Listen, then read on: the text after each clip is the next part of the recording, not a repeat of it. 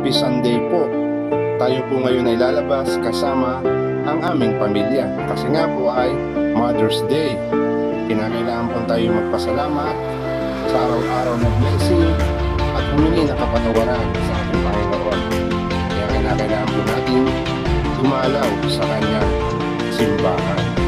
At ito po si Lola Lady, talaga pong matahimik na nananalangin sa ating Panginoon Diyos. Ito po ay dito po sa simbahan ng Pansanghan, Laguna. Medyo kakaunti pa po ang tao kasi po napaga po ang aming punta sa simbahan. Kaya mag-aantay na lamang po tayo. Habang wala pa po, kinakailangan po natin muna magpasalamat at humingi ng kapatawaran sa ating Panginoon sa mga oras na ito. Sa mga blessing na patuloy niyang ipinagkakaloob sa kalakasan ng pangangatawan, sa kaligtasan ng bawat isa sa atin. Kasama ko nga po ang aking buong pamilya. At ito nga po, lumabas na po tayo ng simbahan. At syempre po, kaugalian ng mga Pilipino, yung pagkakagaling sa simbahan ay magsasama-samang muli upang mamasyal o kumain sa labas.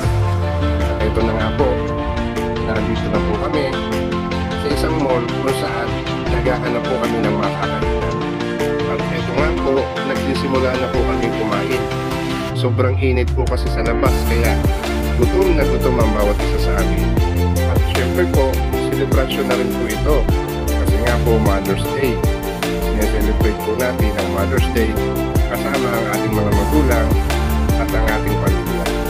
At syempre po, galit-galit po muna. Wala po munang kwentuhan. At ang atupagin po muna natin ay ang pagkain at talaga po nga gutom na gutom at siguradong ubos po ito pong nakakain sa aming pong lamesa. Napakasarap po pagkakataon pagka ganito po laging tayo nagkakabandingan ng ating pamilya, sama-sama kumakain, sama-sama nagkukwentuhan at nagtatawanan. Talaga pong sa mga magulang, sa mga kaibigan, sa mga kapatid, sa mga kamag-anak, Happy Mother's Day po sa inyong lahat. Maraming salamat po sa inyong panonood. God bless po.